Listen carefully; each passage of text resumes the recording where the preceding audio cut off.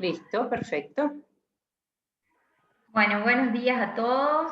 Hoy, sin querer, pero en un día muy importante como el Día de la Diabetes, estamos reunidos acá para dar este tema tan importante, una enfermedad que cada vez afecta a más personas, que es una enfermedad muchas veces silenciosa y que produce mucho daño a largo plazo. Entonces, bueno, es súper importante tenerla en cuenta, saber cómo diagnosticarla, cómo tratarla, cómo controlarla. Entonces, la doctora Soledad Lascano nos va a dar esta clase tan importante hoy. Muchísimas gracias, Soledad, por tu predisposición, por todas las energías que pusiste por esta charla. Así que bueno, muchas gracias. La doctora Soledad es médica clínica que se especializó en diabetes, es médica de Mendoza y bueno, y colabora con nosotros, con Antena y la Fundación, yendo también a los operativos clínicos. Buenos días a todos y empezamos la clase.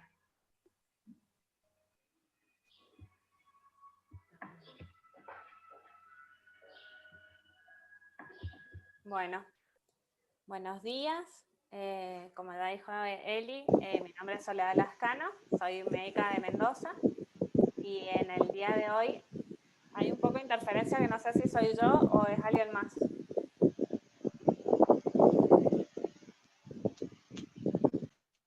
Me parece que es alguien que está al aire libre, que se mutee, porque hay viento. A ver ahí está. Ahí se escucha. ¿También usted? Ahí sí, ahí escucho bien. Sí, ahí está bien. Bueno, así que vamos a empezar con este tema. Bienvenidos a todos. Como saben, bueno, no podemos viajar, así que la idea de hoy es que yo los lleve de viaje.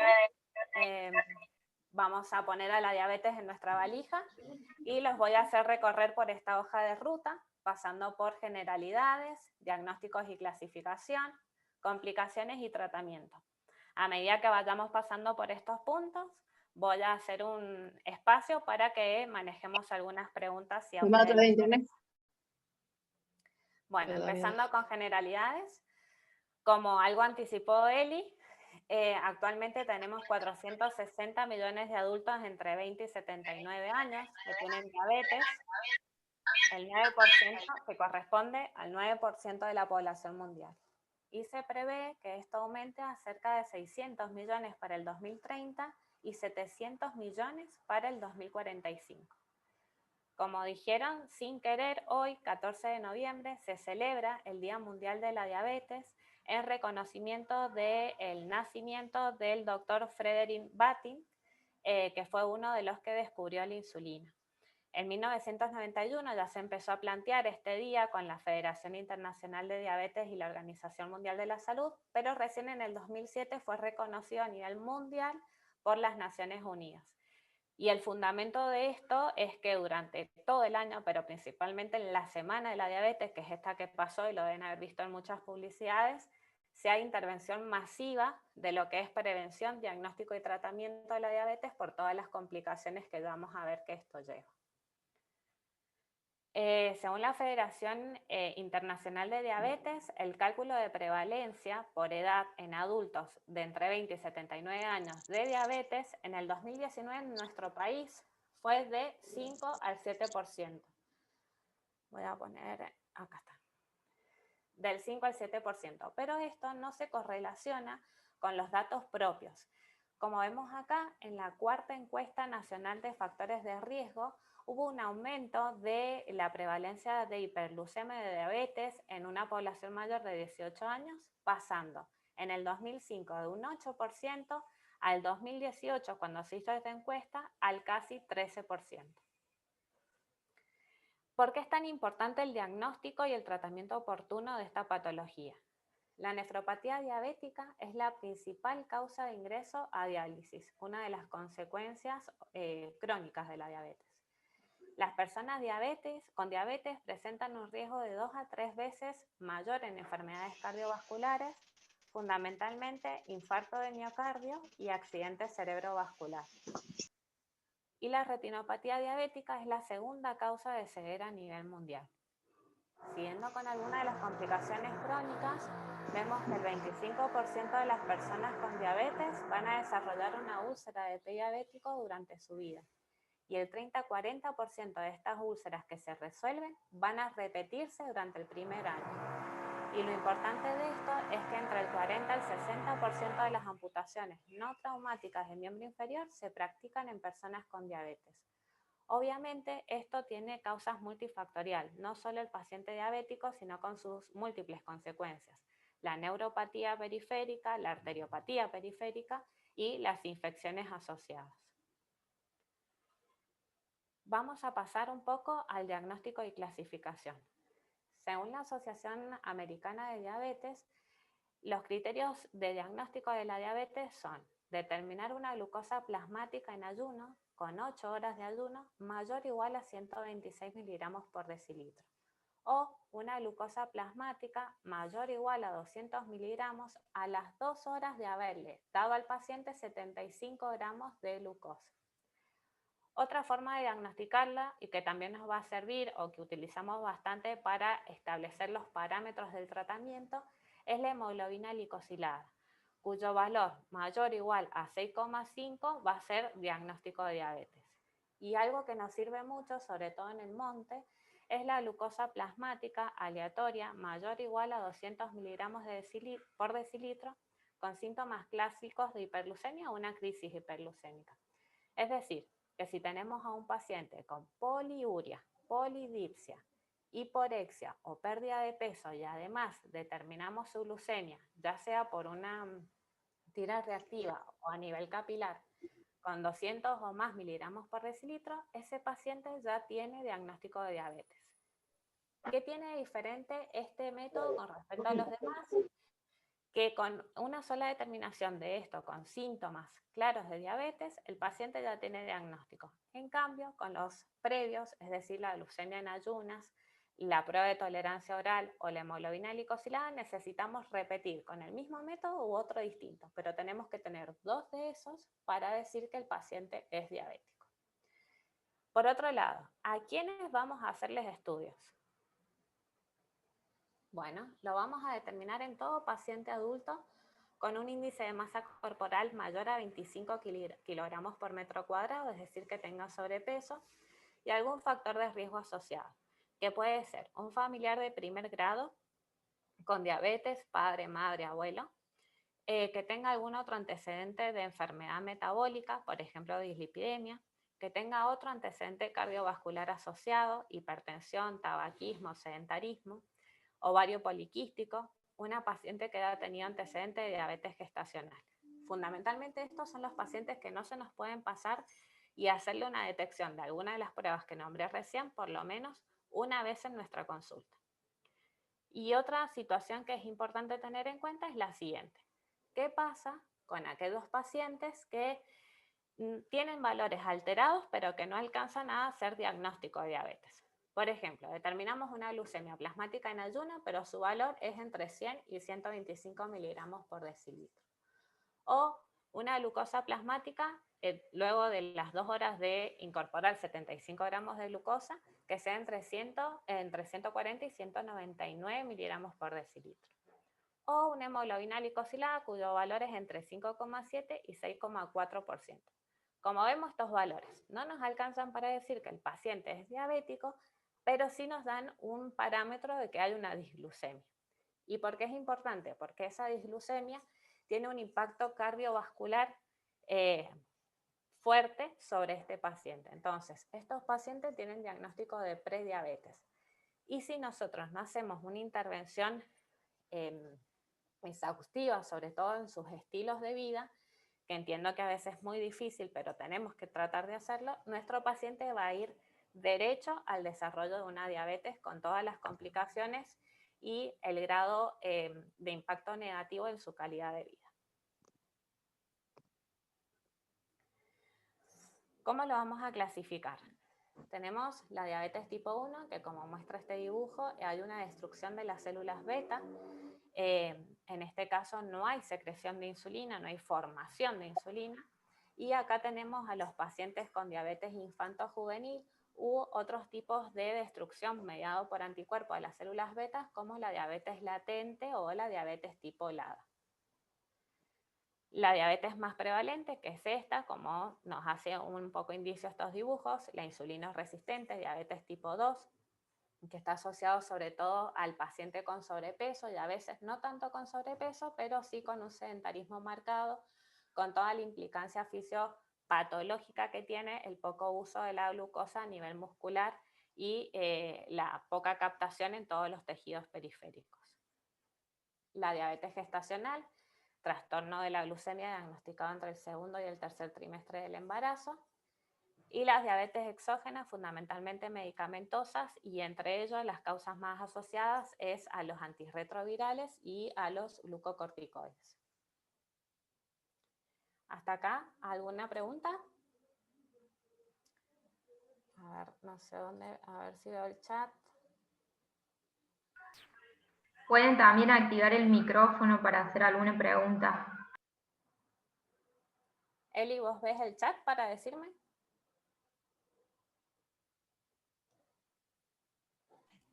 No hay preguntas, Sole. ¿No hay preguntas? Hasta acá. Bueno. No. Sole, ¿Sí? ¿hola? Sí, hola. Sí, perdón. Buen día a todos. Buen día. Una pregunta. Un paciente que tiene, una persona que tiene diabetes 2 por obesidad y sedentarismo y bueno, todas las cuestiones que lo pueden generar, ¿puede en algún momento pasar a tener diabetes 1? No. Pero, o sea, puede pasar a ser insulino requiriente, pero no diabético. Exacto. Bien. La clasificación es distinta a la fisiopatología. La clasificación nos sirve sobre todo para ver qué tipo de tratamiento, como para hacerlo en grandes rasgos, ¿sí? Qué tipo de tratamiento vamos a efectuar en ese paciente. Debido a que cuando veamos no vamos a poder utilizar insulinos secretagogos en pacientes diabéticos tipo 1 porque no tienen célula beta que podamos estimular. Un paciente diabético tipo 2 puede pasar a ser insulino requiriente. Esto de diabético tipo 1, insulino requiriente, diabético tipo 2, no insulino requiriente, ya no se usa. Porque justamente por esto, porque un diabético tipo 2 incluso hasta puede debutar por una cetoacidosis diabética, como ya les voy a explicar, pero no tiene nada que ver con la fisiopatología que determina la diabetes tipo 1. Bárbaro, muchas gracias. Aníbal, ¿Alguna pregunta? Sí. No sé si Aníbal tiene alguna pregunta.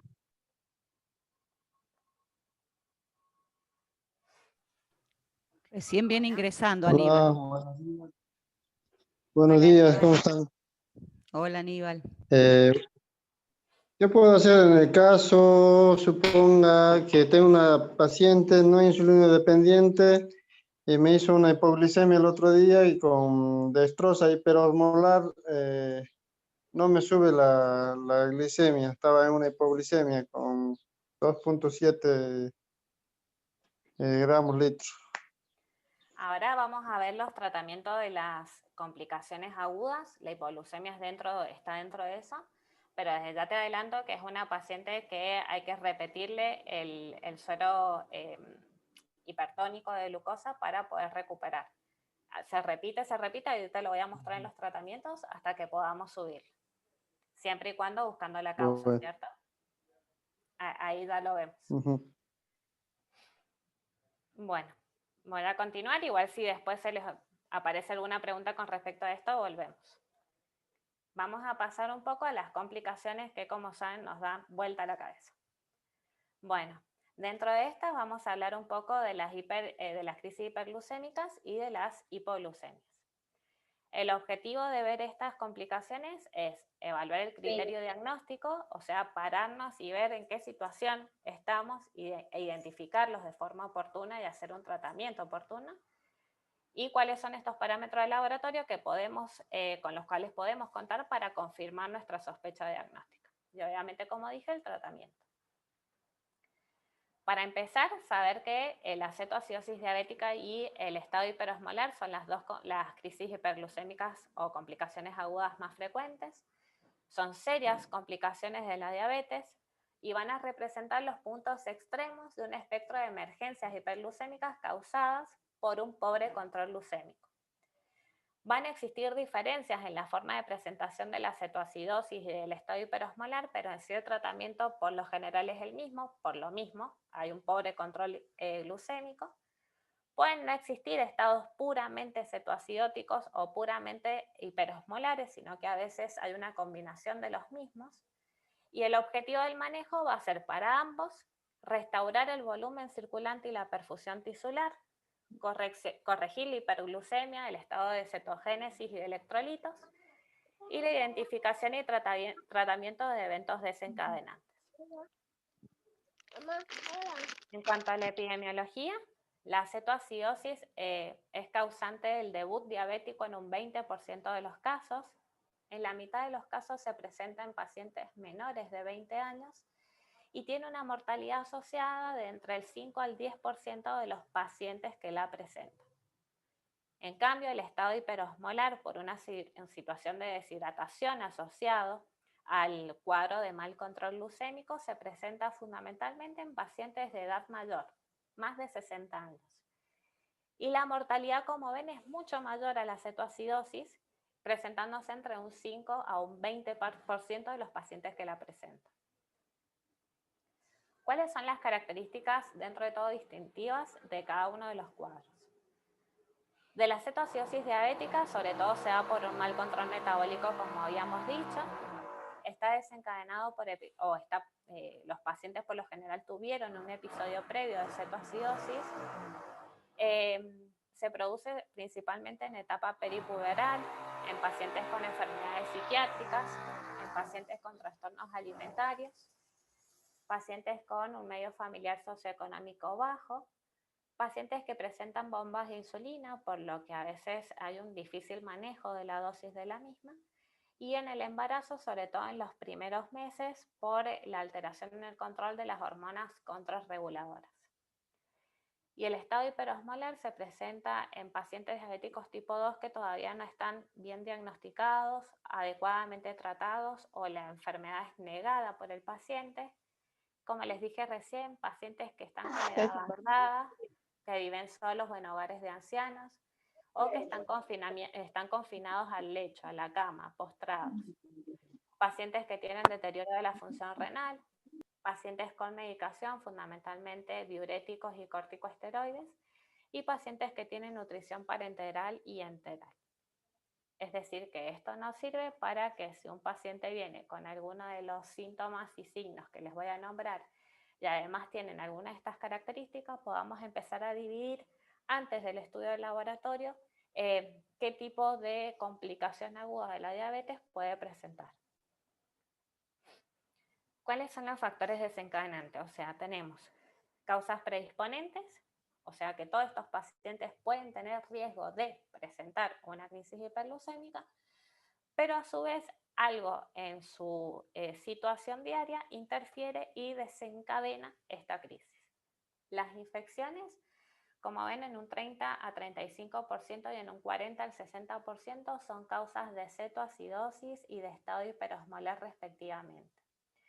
El debut, como la nombré, es más frecuente en la cetoacidosis, es decir, que un paciente diabético puede debutar con cetoacidosis. Y en el caso del estado hiperosmolar, no olvidar que el infarto agudo del miocardio y el accidente cerebrovascular, al igual que la pancreatitis, son causas son factores desencadenantes del estado hiperosmolar. ¿Cómo vamos a realizar el diagnóstico? Como sabemos, en ambas causas hay un factor hiperglucémico y una alteración en el manejo de los cuerpos cetónicos, entonces vamos a tener cierto grado de acidosis, el más o el menos, lo que nos va a permitir diagnosticar cetoacidosis o estado hiperosmolar. En el caso de la cetoacidosis, la hiperglucemia no es tan alta como en el caso del estado hiperosmolar. Tenemos hiperglucemias de 250 miligramos por decilitro. Tenemos una acidosis metabólica bien marcada, un pH menor a 7,3 y un bicarbonato menor a 15. Hay glucosuria, hay cetonuria y tenemos el anión GAP elevado. Recuerden el cálculo, sodio menos la relación de los aniones negativos, cloro y bicarbonato, que va a ser siempre mayor a 12. Esto en respuesta a las cetonas que se va produciendo. Y en cuanto al estado hiperosmolar, la hiperglucemia es mucho más marcada, mayor a 600 miligramos por decilitro. La osmolaridad aumenta, más de 320 miliosmoles por kilo. Tenemos un pH ácido, pero no tan marcado como la cetoacidosis, es mayor a 7,3, y el bicarbonato también es mayor a 15. Puede haber glucosuria y puede haber trazas de cetonuria. ¿Cómo vamos o cuáles son otras cosas distintivas de ambos cuadros? La edad prevalente de la cetoacidosis va a ser en niños y adolescentes, generalmente asociada a diabetes tipo 1. En cambio, el estado hiperosmolar está más asociado a diabetes tipo 2 y, como dijimos, en pacientes de tercera edad. Esto no significa que un paciente diabético tipo 2 no pueda tener una cetoacidosis diabética. En algunos casos, el diagnóstico es tan tardío, hay tanta insulinoresistencia que la célula beta se agota, que era un poco lo que me preguntaban recién, y el paciente incluso puede debutar con una cetoacidosis diabética y hacerse dependiente de insulina desde el momento 1. Son pacientes que están tan descompensados que pueden perder peso, estar con un índice de masa corporal bajo, entonces van a tener la fisiología, que en realidad es fisiopatología, el fenotipo, de un paciente diabético tipo 1, pero van a seguir siendo diabéticos tipo 2. El inicio del cuadro de la cetoacidosis es rápido. Hay dolor abdominal, que en este caso va a estar asociado a la cetosis. Los síntomas cardinales, y con esto me refiero a la poliuria, polidipsia, pérdida de peso y hiporexia, van a estar presentes. Hay un cuadro de deshidratación, pero como el inicio del cuadro es bastante rápido, esto llega a ser leve o moderado. Y como hay presencia de cetosis, el aliento cetónico o la respiración distintiva de Kussmaul va a estar presente. En cambio, en el estado hiperosmolar, el inicio del cuadro es moderado, hay dolor abdominal asociado pero a hipoperfusión mesentérica. Los síntomas cardinales pueden estar, pero por lo general falta la polidipsia. El grado de deshidratación, otra vez, como el inicio del cuadro es moderado, hace que sea esta deshidratación incluso severa. Y como no hay tanta producción de cuerpos cetónicos, el aliento cetónico va a estar ausente. ¿Cómo vamos a clasificar a la cetoacidosis? Según la gravedad, dijimos que estamos ante una acidosis. Entonces, el pH va a ser menor a 7,3. Cuando este pH es entre 7,3 y 7,2 y el bicarbonato desciende, pero entre 10 y 15 milismoles por litro, el cuadro va a ser leve. Cuando el pH es menor a 7,1 y el bicarbonato es menor a 5, el cuadro va a ser grave. En el medio vamos a tener esta situación de moderado. Por lo general, esta situación va a provocar por distintos mecanismos fisiopatológicos que nuestro paciente tenga incluso hasta trastorno de conciencia. Entonces, los cuadros moderados o graves deben tratarse en unidades de cuidados intensivos por la intervención que vamos a tener que requerir sobre este paciente. ¿Cómo vamos a hacer el seguimiento una vez instaurados los cuadros? El seguimiento va a ser clínico y de laboratorio. En cuanto al clínico, evaluar el estado mental, cuál es el nivel de conciencia fundamentalmente de nuestro paciente, los signos vitales, pacientes que pueden estar hipotensos o incluso hipertensos por la deshidratación hipertónica que se produce, taquicárdicos, taquipneicos. Por lo general están hipotérmicos, aunque por la misma deshidratación pueden tener un poco de hipertermia. Evaluar sí o sí la diuresis, acuérdense que es una deshidratación de moderada a severa y puede estar oligoanúrico. Y ir haciendo un balance hídrico y el cálculo de la dosis de insulina para posteriormente poder insulinizar. Y en cuanto al laboratorio, fundamentalmente la glucemia capilar, evaluar el ionograma para ver si necesitas reposición de alguno de los electrolitos, la función renal, fundamentalmente de la urea, cuadro de deshidratación asociado a insuficiencia renal prerrenal, estado ácido-base y el anión GAP. Acá abajo dejo el cuadrito del cálculo de la osmolaridad, que son cosas que van sumando, pero que no son necesarias, sobre todo en los lugares donde trabajamos, no son necesarias al 100% para poder hacer el diagnóstico. Tratamiento. Hay 4 pilares que nosotros tenemos que tener en cuenta: la hidratación, la insulinoterapia, la reposición de electrolitos y evaluar y corregir la causa desencadenante. En cuanto a la hidratación, toda la fisiopatología nos explica que se produce un cuadro de deshidratación. Entonces hay que hacer una reposición de este líquido perdido. Por lo general con solución fisiológica del 0,9%. Si la deshidratación es moderada o severa, acuérdense que el 10% del peso se tiene que reponer en forma de líquido en las primeras horas, en la primera hora, y el resto en las 24 horas siguientes. Y obviamente si el paciente está hipotenso, ir realizando expansiones hasta poder recuperar una tensión y asegurar una adecuada perfusión periférica, tisular. Y el control de la diuresis horaria, que es lo que nos va abriendo los ojos de cuál es el grado de deshidratación o la repercusión periférica que vamos teniendo con esto. En cuanto a la insulinoterapia, se hace estamos hablando de las crisis hiperglucémicas, ¿cierto? Se hace con insulina corriente o regular endovenosa. ¿Cómo lo vamos a hacer? En principio, se coloca un bolo calculado con la fórmula de 0,15 unidades kilo.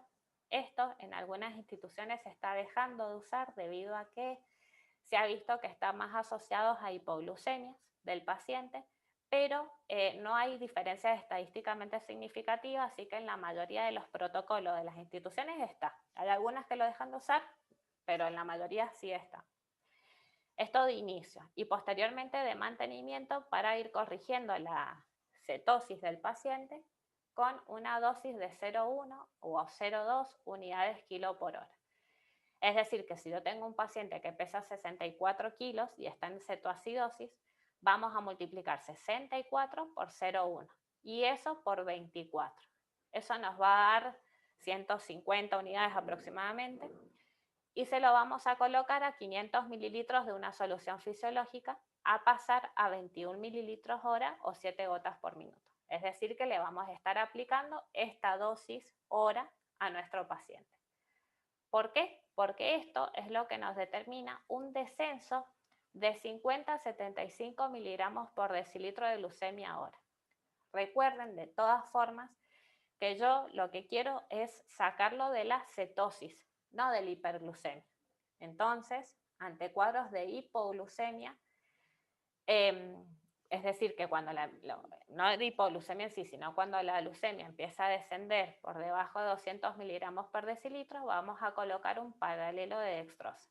Pero no vamos a cortar la infusión de insulinoterapia porque, otra vez, no quiero sacarlo de la hiperglucemia, sino lo que quiero hacer es corregir la cetosis. Entonces, que estos cuadros no nos den miedo, los manejamos como manejamos una crisis de hipoglucemia, igual, pero no le sacamos la insulina porque si no, no vamos a corregir la cetosis de nuestro paciente. En cuanto a la reposición de electrolitos, tener en cuenta que muchas veces se va a producir una hiponatremia dilucional. Hay que corregir el sodio de acuerdo a los valores de hiperglucemia que tenemos. El bicarbonato puede estar descendido, no tengamos miedo a medida que vayamos corrigiendo la cetosis y en todo el manejo de la insulina dentro de la célula y la glucosa, ese bicarbonato se va a ir corrigiendo solo. ¿En qué caso se puede reponer? En los casos en que sea menor a 7, pero en que el pH sea menor a 7, pero como les dije, esos pacientes van a estar extremadamente graves y tienen que estar en cuidados intensivos. Lo que sí vamos a tener en cuenta es la corrección de la hipocalemia. Cuando tenemos una hipocalemia mayor a 5,5 vamos a controlar. Cuando es moderada, entre 3 y 5,5 miliequivalentes, vamos a reponer entre 20 a 30 miliequivalentes hora, pero cuando tenemos menor a 3 miliequivalentes, sí vamos a hacer carga, siempre y cuando el paciente esté orinando. Y como les dije previamente, evaluar la causa desencadenante, si faltó insulina, si el paciente está infectado, si hay una ACV, un infarto, una pancreatitis, para empezar a corregir. ¿Cuáles son los criterios de resolución? Vamos a tener criterios de laboratorio y criterios clínicos. Cuando el pH es mayor a 7,3, la glucemia descendió por debajo de 250 miligramos por decilitro. Nuestro bicarbonato, el del paciente, es mayor a 18 y el anión GAP es menos de 24, ya decimos que tenemos una resolución de parámetros de laboratorio. Y cuando hay diuresis conservada y estado de conciencia conservado, hay resolución de parámetros clínicos. Ante todo esto, estamos en criterios de resolución de cetoacidosis y de estado hiperosmolar. ¿Cómo vamos a pasar a la infusión de endovenoso, de que estábamos tratando esta crisis hiperglucémica, a subcutáneo? Vamos a superponer a la infusión endovenosa la dosis de insulina corriente subcutánea durante 1 o 2 horas. Es decir, que si, por ejemplo, los parámetros de resolución fueron a las 9 de la mañana, a las 9 de la mañana nosotros vamos a colocar la insulina corriente y a la hora o a las 2 horas recién vamos a cerrar la infusión endovenosa. Vamos a ajustar la dosis de NPH utilizando las 2/3 partes del requerimiento de insulina corriente en las últimas 24 horas. Es decir, que como barbaridad el paciente requirió 80 unidades de insulina endovenosa durante las últimas 24 horas, nosotros nos vamos a manejar con las 60 unidades, los 2/3 que se ocuparon. Si la dosis fue mayor a 20 unidades, va a ser conveniente no colocarlas todas juntas, sino dividir. De esos 2/3, volver a dividir 2/3 en forma matutina y el tercio restante en la noche. Tener en cuenta que hay complicaciones propias del tratamiento, de lo que nosotros efectuamos, hipoglucemia, hipocalemia, edema cerebral e insuficiencia cardíaca, y complicaciones propias de la patología debido a que un estado protrombótico, proinflamatorio, que provoca trastorno de conciencia con todas las situaciones de broncoaspiración asociadas. ¿Cómo vamos a prevenir las crisis hiperglucémicas? Los programas de educación diabetológica para nuestros pacientes son sumamente importantes. Hay que explicarle cuáles son los parámetros de alarma que lo hagan pensar de que empieza a tener una crisis hiperglucémica para efectuar un buen manejo de la misma ya en la casa.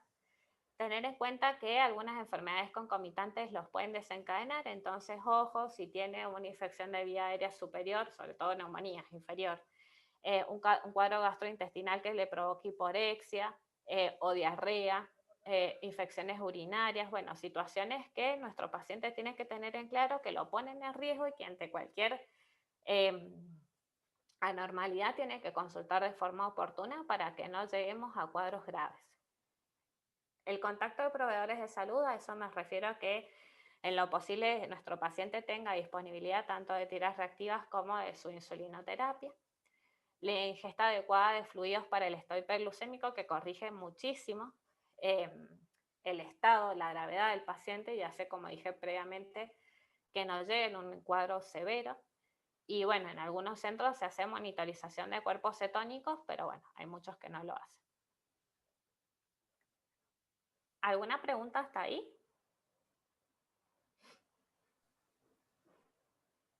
No, Sole, no hay ¿No? preguntas. No hay preguntas en el chat.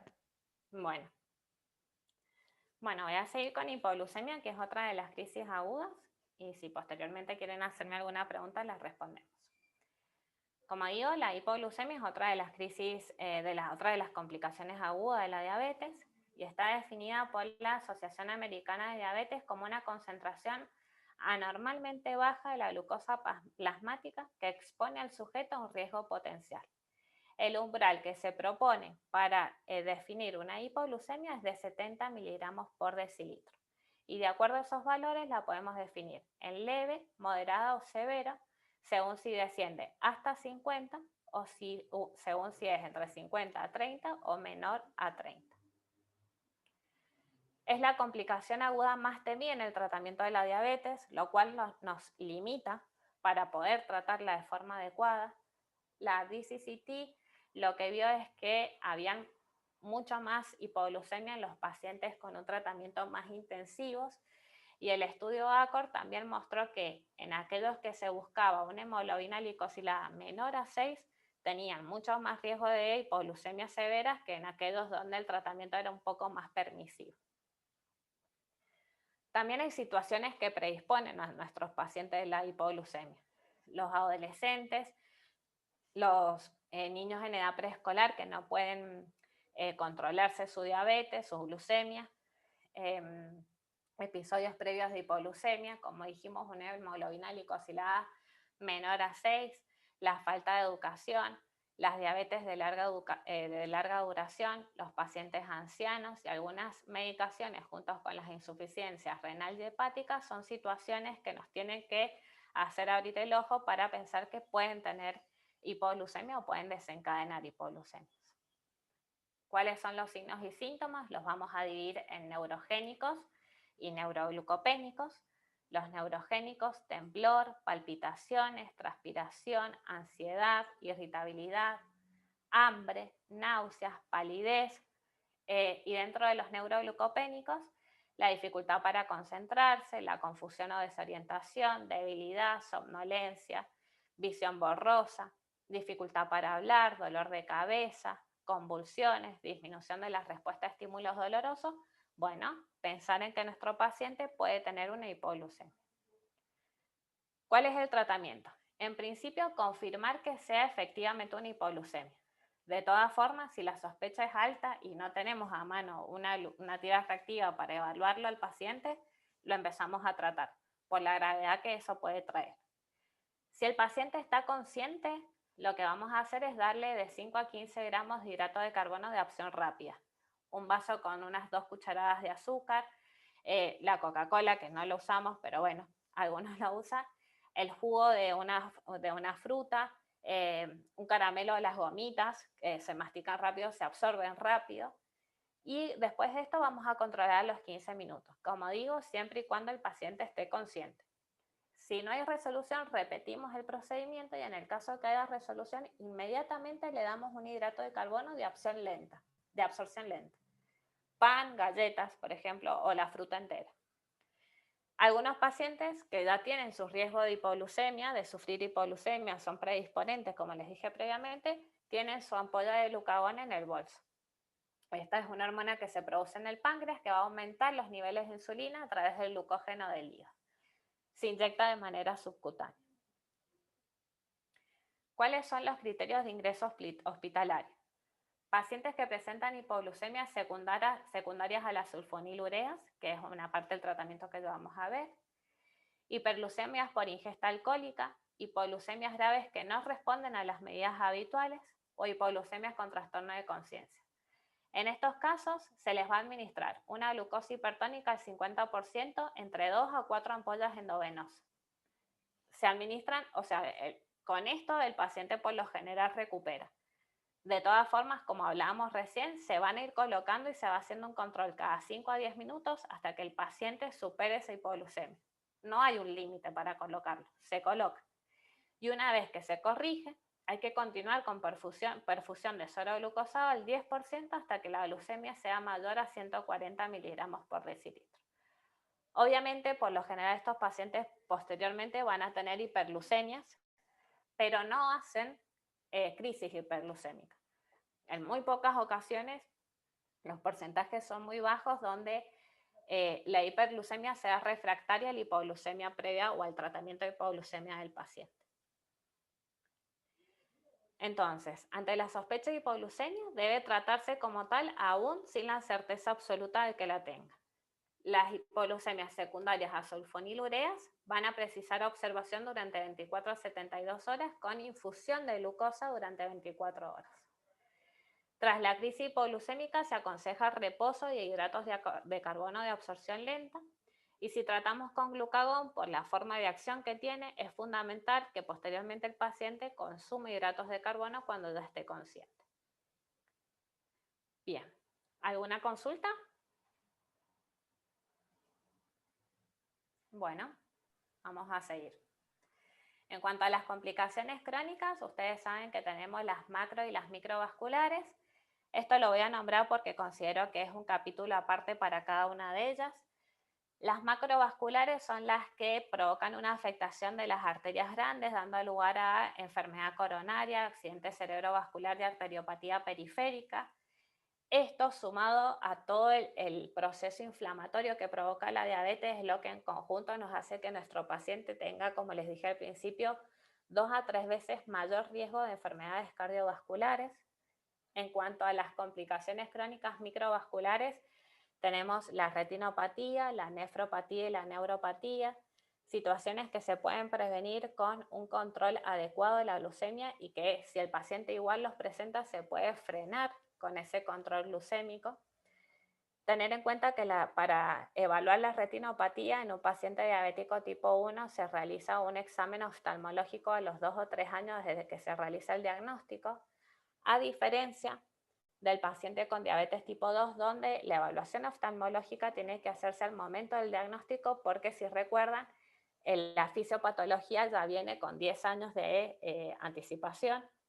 En cuanto a la nefropatía, el control que podemos hacer es una evaluación anual de la relación albúmina-creatininuria, y si esto nos viene patológico, ahí recién hacer una proteinuria de 24 horas.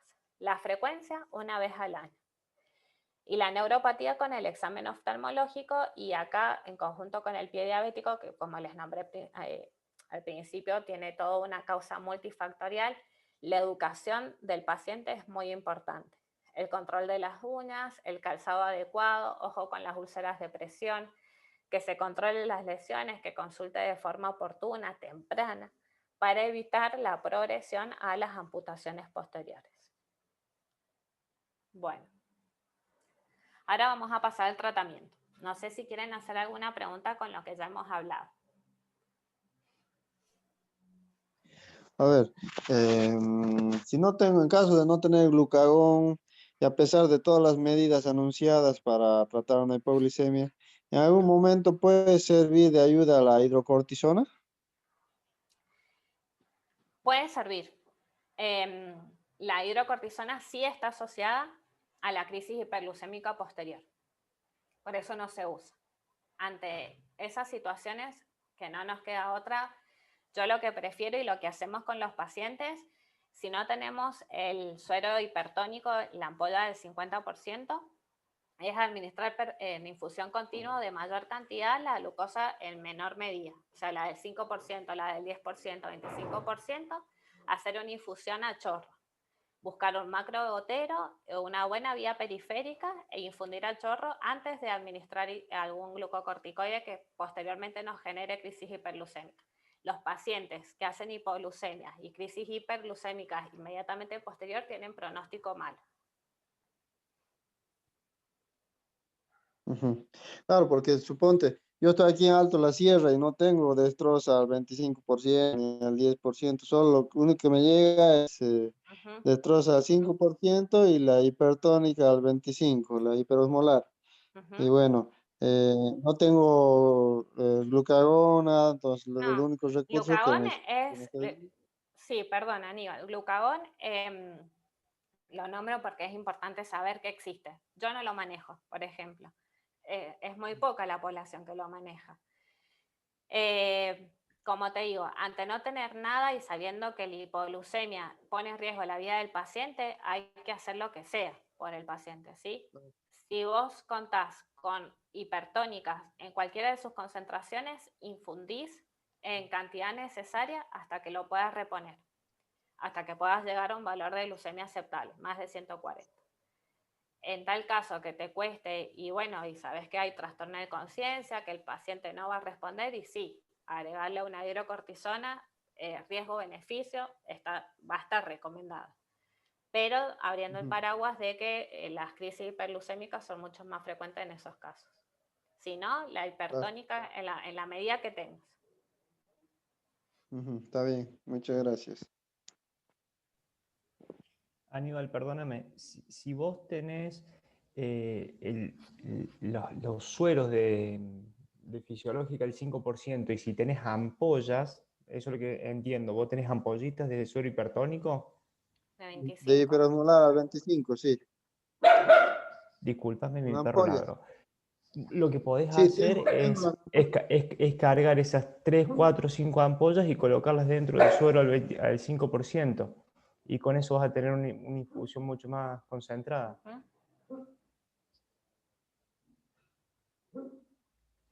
Nosotros lo que hacemos en los centros de salud, que tampoco tenemos hipertónicas al 50, y tratamos de cuidar el poco recurso que tenemos, es ir administrando. No cargamos las ampollas así porque muchas veces responde a la infusión más corta, entonces perdimos el resto de las ampollas. Entonces lo que vamos haciendo es cargar las ampollas de forma individual hasta que se recupere el paciente.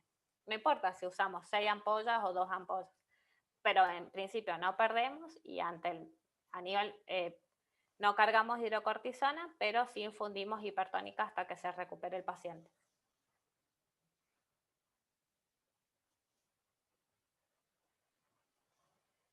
Bueno, ¿alguna otra pregunta? Bien.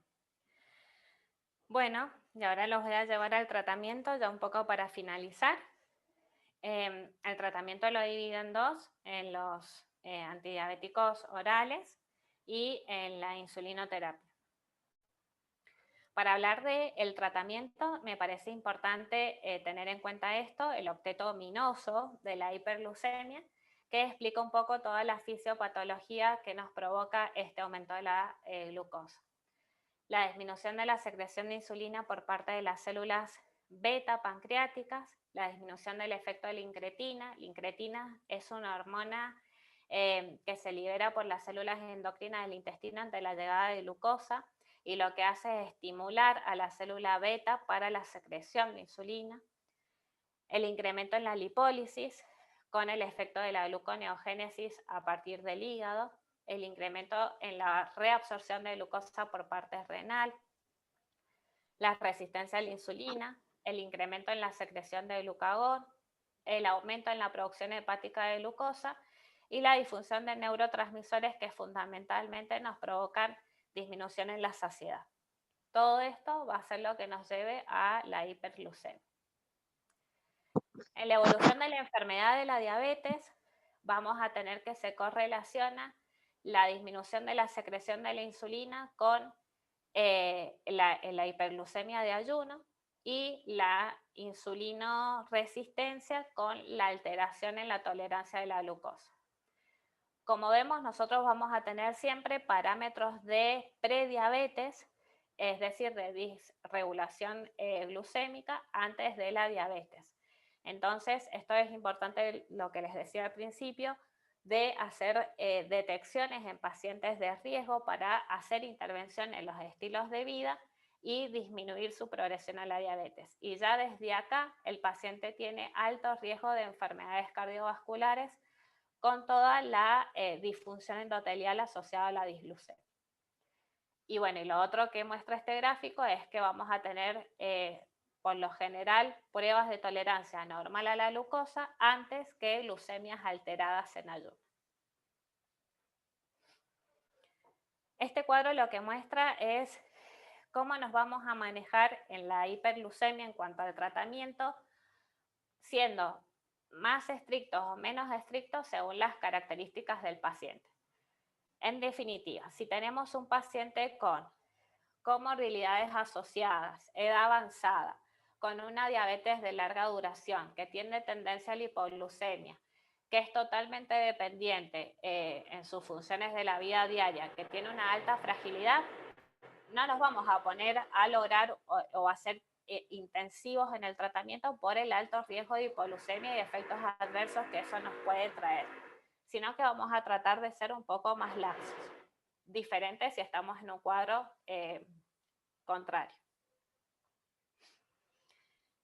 Este cuadro es de la guía de la Sociedad Argentina de Diabetes, donde nos dice que el primer pilar siempre va a ser el control de los estilos de vida y que de acuerdo a esta columna, contraindicaciones, hipoglucemia, el peso, las comorbilidades o la fragilidad del paciente, la disponibilidad, y acá entra la situación económica, y la seguridad cardiovascular son los distintos fármacos que vamos a elegir. En principio, siempre la monoterapia con metformina está indicada, sigue siendo el primer pilar por costo-beneficio y por todos los beneficios en sí que tiene la metformina. Obviamente que también se puede asociar cualquier otro fármaco. Si no cumple los objetivos, se puede agregar un segundo medicamento. Si no cumple los objetivos, un tercer medicamento, y recién ahí evaluar en diabéticos tipo 2 la insulinoterapia asociada a metformina o a otro hipoglucemiante oral. Los objetivos glucémicos los vemos ahora. Entonces, modificaciones en el estilo de vida. Acá es cuando empezamos a ver el valor y la importancia que tiene la hemoglobina glicosilada para el inicio del tratamiento. De todas formas, si no contamos con este estudio, asociado a los distintos efectos que tiene el paciente, o a la fisiopatología, el fenotipo que tiene el paciente, pérdida de peso, poliuria, polidipsia, vamos a empezar con insulinoterapia como les voy a mostrar enseguida, pero si no, con la hemoglobina glicosilada nos podemos ir orientando para ver qué tipo de tratamiento podemos iniciar. Cuando tenemos hemoglobina glicosiladas menor a 8, lo ideal es empezar con metformina. En el caso de que no esté contraindicada, podemos hacerlo como monoterapia en 3 meses y volver a controlar la hemoglobina glicosilada e ir avanzando en los escalones. Si está contraindicada o si esto no tiene el efecto necesario, sigue siendo una hemoglobina glicosilada alta o tenemos hiperglucemias persistentes, podemos cambiarla o agregar otra medicación de los fármacos de vía oral, volver a controlar en 3 meses, agregar otra terapia o si nuestra hemoglobina glicosilada sigue siendo alta, y posteriormente evaluar si el paciente tenía hemoglobina glicosilada alta o si ya presentaba síntomas, iniciar con la insulinoterapia o agregar otra terapia vía oral y seguir controlando para ver si tenemos que pasar a este lado de la columna. Siempre que vamos controlando al paciente podemos ir, en reversa, es decir, que este escalonamiento que les muestro puede ir de ida o de vuelta, si vamos mejorando alguno de estos parámetros. En cuanto a las drogas en sí, la metformina, que está dentro de las biguanidas, que lo que provoca es un aumento de la glucólisis anaeróbica, provoca disminución de la producción hepática de la glucosa y disminución de la absorción intestinal de la misma. Y a su vez potencia la acción de la insulina con aumento de la captación de glucosa en músculo y tejido adiposo, disminuyendo así la insulinoresistencia. ¿A quiénes se los vamos a indicar? A los diabéticos tipo 2, que pueden ser obesos con peso normal. No está indicada en pacientes con índice de masa corporal bajo, en pacientes con insulinoresistencia o síndrome ovario poliquístico, y puede ser indicado tranquilamente en combinación con otros antidiabéticos orales. ¿Cómo lo vamos a titular? Se inicia con un comprimido de 500 miligramos antes de las comidas principales o un comprimido de 850 miligramos por día. Y de acuerdo a la tolerancia lo podemos ir aumentando luego de que pase 7 días. La dosis recomendada es entre 500 y 1700 miligramos decilitro, pero podemos llegar hasta una dosis máxima de 2550 miligramos por decilitro. ¿En quiénes vamos a usar esas dosis? En pacientes que vemos que por ahí se beneficiarían con un poco de insulina, pero que por distintos mecanismos o situaciones no lo podemos indicar. Bueno, en esos pacientes nos vamos a esforzar por ponerle la metformina en dosis máxima, extremar los estilos de vida para no llegar a la insulinoterapia. Efectos adversos fundamentalmente los gastrointestinales y la acidosis láctica, pero que es muy infrecuente. No está indicado, o sea, está contraindicada en pacientes con fallo renal, en pacientes tendientes a la hipoxia, EPOC, sepsis, o sea que pacientes que internamos por diferentes infecciones hay que sacarla hasta que el paciente se recupere, en los pacientes prequirúrgicos y en pacientes mayores de 80 años. Y la metformina sigue siendo el primer pilar debido a que mejora la insulinoresistencia, mejora la disfunción endotelial, la inflamación y el estrés oxidativo. Otro de los fármacos antidiabéticos orales son las sulfonilureas. Como ustedes saben, la glibenclamida, la glimepirida, la glicazida actúan sobre la célula beta estimulando la secreción de insulina, o sea que no lo vamos a dar en los diabéticos tipo 1. Los efectos adversos, estos sí están asociados a hipoglucemias severas y prolongadas y aumento de peso. Y tampoco está indicada en el embarazo, en la insuficiencia renal ni en la insuficiencia hepática. Las tiosilinedionas se unen a la molécula PIPAR, que es un grupo intracelular dentro del núcleo del receptor de insulina, y lo que hace es disminuir la resistencia a la insulina y disminuye los niveles de leptina. Dentro de estos tenemos la rosiglitazona, que fue sacada del mercado por el aumento de riesgo cardiovascular, y la pioglitazona, que en algunos casos se ha visto aumento de la incidencia del CA de vejiga. Por otro lado, dentro de los fármacos más nuevos, entre comillas, tenemos las incretinas. Como les dije recién, son hormonas que son secretadas por las células endocrinas del intestino ante la llegada de nutrientes, y lo que hacen es estimular a la célula del páncreas para la secreción de insulina. En los diabéticos tipo 2, el efecto de la incretina está disminuido con respecto a la disglucemia, y esta disminución es directamente proporcional. Mientras mayor disglucemia o mientras mayor tiempo de disglucemia, menor secreción de incretina. Los inhibidores de la DPP4 es la enzima que la DPP4 es la enzima que se une a la GLP1 e inhibe su efecto. Entonces lo que hacemos es inhibir esta enzima para que la GLP1 actúe durante mayor tiempo. Se usa en la diabetes tipo 2, se usa combinado a la metformina, a la insulina y a los otros antidiabéticos orales. Estas drogas no se asocian a hipoglucemia ni a ganancia de peso, se administran vía oral, y lo que sí tienen un alto costo, requieren ajuste en la enfermedad renal crónica, y hay uno de ellos que es la saxagliptina, que tiene un potencial efecto cardiovascular. Ahí tenemos algunos ejemplos de las mismas. Y por otro lado, los agonistas de la GLP1, que aumentan la vida media de las mismas. Estas van a tener acción sobre el sistema nervioso central, aumentando la saciedad, por lo tanto van a estar asociados a un descenso de peso, enlentecen el vaciamiento gástrico a nivel del estómago, lo cual estimula aún más la saciedad.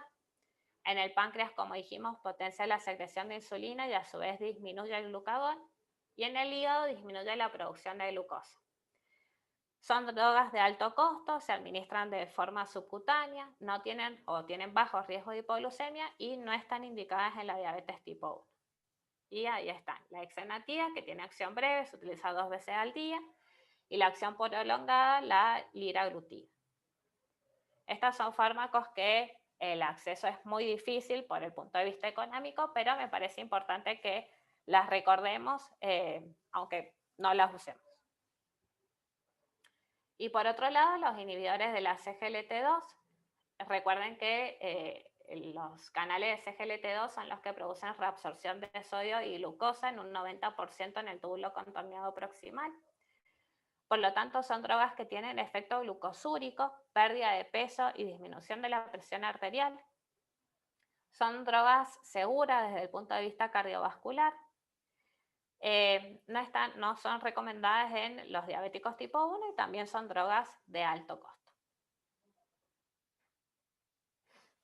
Estos esquemas que les coloqué acá también son como los que les nombré al principio, de acuerdo a los puntos que nosotros queremos utilizar en cada uno de nuestros pacientes, cómo nos vamos a ir escalando o descalando en el tratamiento.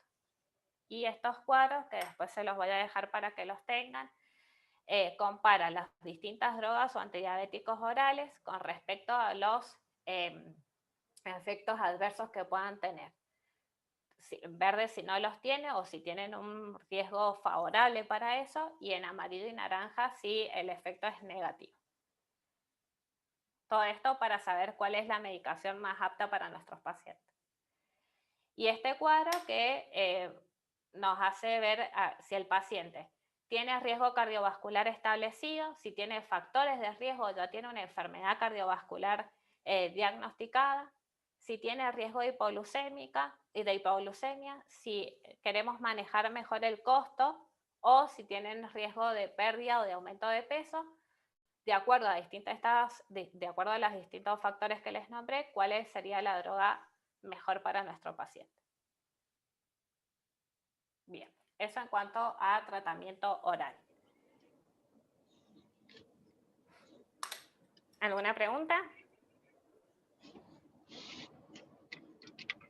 Eli, Sol, en el chat hay preguntas, hay 3 preguntas. Ahí te les leo, Sole. Bueno, Bueno, ¿qué estudio hay que hacerles a un niño obeso para saber si tiene diabetes? Después, si un paciente adulto fue diagnosticado recientemente con diabetes, ¿cuál sería el tratamiento? Y la diabetes es curable en los niños. Bueno, los niños, la diabetes y niños es un capítulo aparte. Por lo general, no hay que esperar que el niño sea obeso para empezar a hacerle diagnóstico, sino que hay que evaluar cuáles son los factores de riesgo asociados. Si tiene padres diabéticos, si la madre tuvo diabetes gestacional y quedó con diabetes, si el paciente tiene pérdida de peso, poliuria, polidipsia. Es muy raro que, no es raro, es más fácil diagnosticar al niño diabético obeso que al no obeso, ¿sí? Entonces, primero tener en cuenta los factores de riesgo que nos puede hacer pensar que ese paciente tiene predisposición para hacer diabetes. Tanto para ese paciente como para el niño obeso hay que hacerle anticuerpos. Primero, hacerle el mismo tipo de estudio, glucemia en ayunas, prueba de tolerancia y de hemoglobina glicosilada, o la glucemia al azar con los síntomas. Y una vez que nos dé el diagnóstico, podemos hacer los anticuerpos correspondientes para determinar si es una enfermedad autoinmune, pero hay muchos anticuerpos que no se dosan o que no tenemos a disposición, y eso no nos deja, eso no nos contraindica o no nos descarta que el paciente sea diabético. El diagnóstico va a ser con las medidas que yo les dije, con los valores que yo les dije, con los estudios que yo les dije. Después, buscar la causa es otra cosa. Ver los anticuerpos, ver la inmunidad e incluso la genética, porque tenemos en el cuarto tipo de diabetes todas las diabetes monogénicas, donde se hace un panel genético y ver cuál es la afectación que tiene, pero en muchos casos no encontramos ese diagnóstico y no, como les digo, no significa que nuestro paciente no es diabético. El niño diabético no se cura, sí puede. Es raro que no, en realidad no va a ser nunca no insulino dependiente porque la fisiopatología va a ser la destrucción de sus células. Estamos en la diabetes tipo 1, infanto-juvenil, así que en sí no se cura como, por ejemplo, entre comidas se cura, es horrible que diga esto, pero entre comidas, el diabético tipo 2, digamos, con una insulinoterapia, que mejora sus estilos de vida, que lo pasamos a tener 2 drogas, que lo pasamos a tener una droga y que posteriormente ni siquiera necesita drogas y porque hizo una drástica intervención en sus estilos de vida no necesita más medicación. Ese es el que dice me curé de la diabetes, pero no se curó.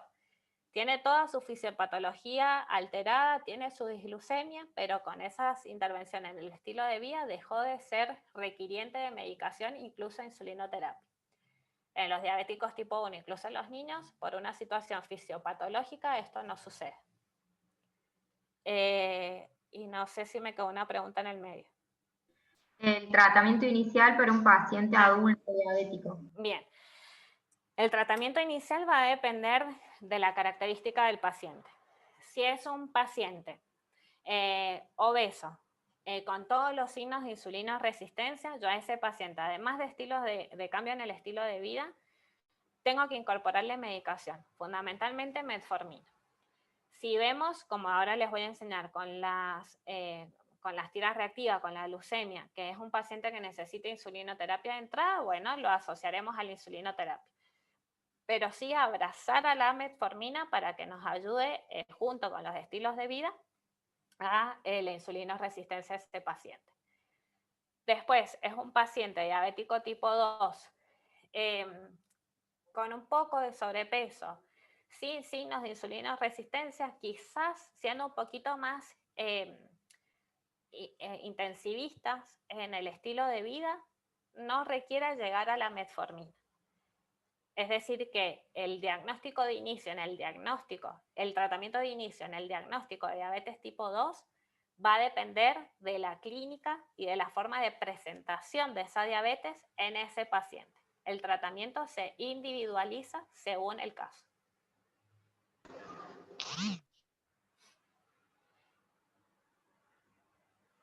¿Alguna otra pregunta? Soledad, yo tengo una. Sí. Bueno, antes que nada, muy buena la exposición y muy clarito todo. Yo estoy en un centro de sobrepeso de chicos, de niños, ¿no? Sí.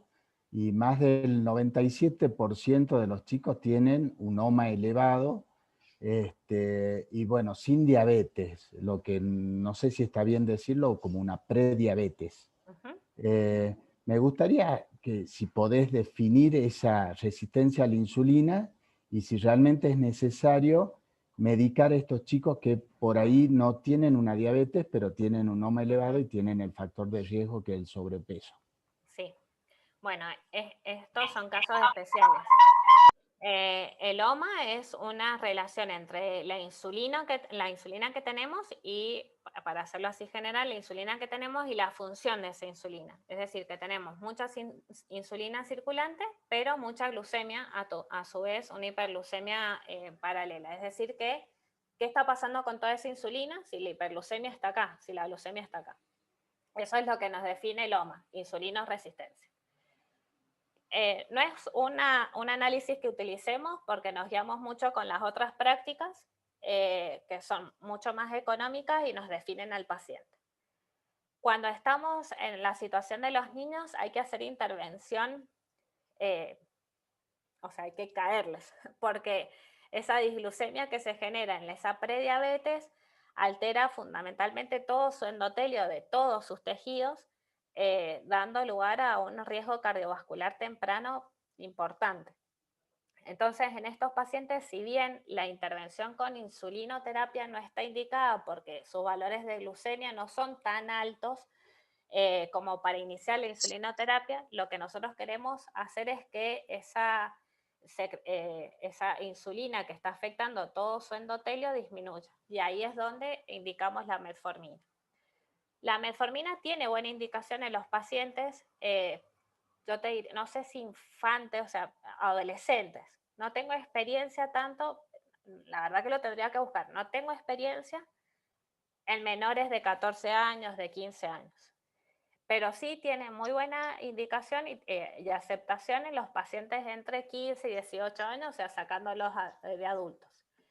Y lo que hace la metformina, como expliqué recién, es mejorar todos esos parámetros de insulinoresistencia sin dejar de lado, porque por más que demos metformina y no los bajemos de peso y no le demos una dieta sin hidratos de carbono en lo posible, no vamos a tener resultados. Pero con la metformina, aplicándolo en todos esos parámetros, la verdad que los beneficios son importantes, los resultados son buenos, los estudios son concordantes, son todos con diferencias estadísticamente significativas y yo creo que es lo que sigue apoyando que la metformina, que dentro de todo es una droga barata y accesible, siga siendo la primera elección tanto en adolescentes, vuelvo a decir, no sé si en niños y en adultos. Muchas gracias. Gracias, Luis. Sole, quedó una pregunta de Edith. Pregunta si en un embarazo con diabetes gestacional, al finalizar su embarazo, puede continuar con la diabetes. Sí, puede finalizar. Lo que pasa es que se cambia la definición. La diabetes gestacional en sí se define durante el segundo o tercer trimestre. No lo tenía antes, no lo tiene después. Si no, pasa a ser una diabetes tipo 2. Por definición, si continúa después del embarazo, es una diabetes tipo 2 que se desencadenó durante el embarazo. E incluso pacientes diabéticas gestacionales, es decir, que resuelven su hiperglucemia posterior al parto, tienen mayor riesgo de desarrollar diabetes tipo 2. Por eso, entran dentro de los pacientes de testeo permanente, por lo menos una vez al año, con la glucemia en ayunas, la prueba de tolerancia, la hemoglobina glicosilada. No sé si se responde, Edith.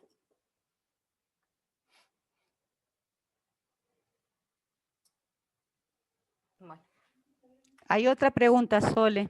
Sí. ¿Qué se recomienda para realizar una curación en un pie diabético? Bueno, la curación en el pie diabético depende de ante qué nos enfrentamos. Si el componente es fundamentalmente infeccioso, si es neuropático o si es vascular. Si es infeccioso, obviamente el tratamiento antibiótico vía oral y local con alguna crema. Si es neuropático, no hay cosas muy definidas, están las vitaminas E, la pentoxifilina, entre otras, sobre todo para el dolor. Y si es vascular, las intervenciones en el estilo de vida, el manejo de la presión, disminuir el tabaquismo, el sedentarismo, eso en cuanto general. Y en cuanto a local, si hay escaras, esto es muy general, si hay escaras y es necrótica, utilizamos el Platzul para removerla. Y si no, esta que se me olvidó el nombre, ya lo voy a recordar, bueno, que es una crema que provoca cicatrización, pero no remueve el epitelio como lo hace la sulfadiazina de plata, que sería el Platzul. ¿Acifusín también puedes usar, Sole? ¿Cuál? ¿El acifusín? Claro, pero esa es con antibióticos, ¿cierto? El ácido fusílico. Eso, el ácido fusílico, sobre todo para cuando hay componente infeccioso. Siempre tener en cuenta que estos pacientes diabéticos, o sea, diabético pseudomonas es algo como que tenemos muy asociado. Y el olor de la pseudomonas es característico. Estos pacientes diabéticos se sobreinfectan con pseudomonas, sobre todo a nivel de las úlceras y también en infecciones urinarias. El ácido fusílico sirve para todo esto. Y la otra pregunta es, ¿cómo podemos prevenir de no tener diabetes? ¿Alguna recomendación? Bueno, eso es genial. Es fundamentalmente estilos de vida. Es evitar el sedentarismo. Es todo asociado. Es un combo cardiovascular. Ahí tenemos al doctor dando vuelta, pero es todo un combo cardiovascular. Evitar el sedentarismo, una buena dieta. Las dietas mediterráneas son las que mejor beneficio tienen. O fundamentalmente evitar los hidratos de carbono en la mayoría, en todos sus componentes, en todo. Evitar los alimentos procesados y ultraprocesados. Eso se ha visto, las diplomaturas ahora vienen, por ejemplo, obesidad, diabetes y cardiometabolismo, porque se ve que es toda una tríada, o sea, evitamos la obesidad, evitamos la diabetes y a su vez evitamos las enfermedades cardiovasculares. Y los alimentos ultraprocesados y procesados tienen todo un componente neurológico fundamentalmente, en inhibir la saciedad, en estimular un montón de mecanismos fisiopatológicos hormonales que aumentan el número de adipocitos y aumentan el tamaño de los adipocitos, dando lugar a mayor hormonas contrarreguladoras de la glucosa, con mayor disfunción endotelial y mayor disglucemia. Así que dieta, ejercicio, no tabaco, con estas cosas evitar el sobrepeso, creo que son los pilares básicos para evitar la diabetes en gente predispuesta.